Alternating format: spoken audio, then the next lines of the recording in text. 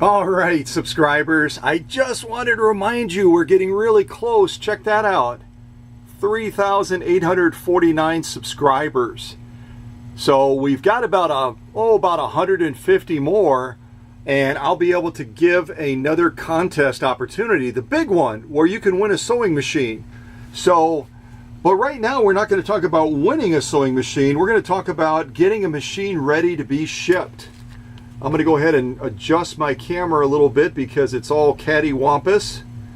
So in front of this machine, which happens to belong to Kathleen out of Oakland, California, I've included a couple of treats. Some of my favorite sewing books that I have in my inventory. One focuses on sewing essentials, the other one is sewing for kids, sewing for children. And if that isn't one of the most gorgeous kids on the right side, now none of you grandmothers, grandfathers write me and say, my grandkids make that kid look oogly, because that is a cutie. And I think Singer was really smart in picking out some of the pictures that they did for their books. They just grab you and they kind of get your attention right away, and they make you want to go into that book and read it. And I'm including these books for Kathleen because Kathleen is a brand new sewer. Brand new. And she decided, you know what, if I'm going to jump into this sewing thing, I'm certainly not going to go to Walmart or one of the other retailers and buy one of those junky Taiwanese-made Singer sewing machines. I want a Singer, but I want a real Singer. And not only just a real Singer, I want a Singer that's been on Scott's workbench, because he does restore the finest sewing machines in the world. In the world! Because we've shipped them everywhere. Some of you may not be aware, but I've actually restored and shipped machines as far away as Germany, Australia, New Zealand. I've shipped them to Japan. So this is going to be a short trip to Kathleen out in Oakland, California. Let me get these books out of the way, and I'll give you the first glimpse of Kathleen's 1942 Singer 201-2, the Rolls Royce of Singers. And this machine, while it's born back on February the 3rd, 1942, which to some of you younger sewers, you're going, oh my gosh, is that when Moses was on the earth? No. 1942 is actually pretty young. That's only 76 years old. I think the oldest machine I've had on this workbench was over 120 years old. So this is a baby by age standards. And this was not an absolute full restoration like Lori's that I'm still working on. She's also getting a 201-2 fully restored. That's all the way down to bare metal. That includes paint, decals, you name it.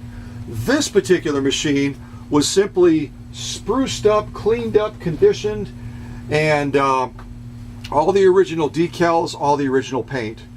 And you know what? I think all in all, for a machine that's going soon to be 77 years old, I think she's quite a head turner. And I think that if Kathleen decides to take this machine around Oakland, she probably should have some sort of protection with her, because someone's going to look at this machine and go, ah, that's money. See if I can get my hands on that. As they would anywhere in the country or in the world when you got a machine that is this drop dead gorgeous. But you know what? As I tried to highlight in some of the pictures I posted on Facebook of the progressive restorative steps for this machine for Kathleen, beauty is oftentimes only skin deep.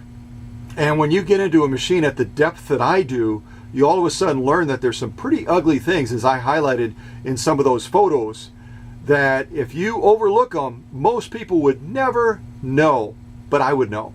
And that's why I treat each project like surgery. I go into the deepest parts of that machine and make sure that it's right. And when that machine is delivered to that customer, they know that that machine has been restored properly. Not like some of the machines you see on eBay for almost the same price that I sell my 201-2s for, and you know that what they've done is they've gotten some spray and shine or something like that, and they swabbed it off, and they took some pictures and maybe even photoshopped a little bit to make that machine look pretty. And then I get that machine from one of my customers that bought it on eBay, and they're all of a sudden like, it won't do anything close to what your 201-2s do. And that's because you've got to treat it like a surgical project when you restore a machine. You can't just swab it off and make it look pretty and say, here you go, it's ready, because that's window dressing. It's fake. And I've said that before. It kind of gets my dander up a little bit because these people are purporting to be the same as to what I offer, and it ain't even close. And I'm saying ain't intentionally for any of you that are English majors. So this is Kathleen's 1942 Singer 201-2, and it is near factory standard inside and out. And I'm going to show that to you now through the most important process in this restorative stepping process, and that is the sew-offs, the confirmation sew-offs that put my money where my mouth is, and they show you without a shadow of a doubt what one of these machines, when it's properly restored, can actually do. All right, I'm going to try to lock this in place. And I can see right now that this is going to be 2 videos because my battery thing is flashing. So look for video 2 of Kathleen's 1942 Singer 201-2. All right, I'm going to shut this silly thing off and replace the batteries. All right, talk to you in a bit.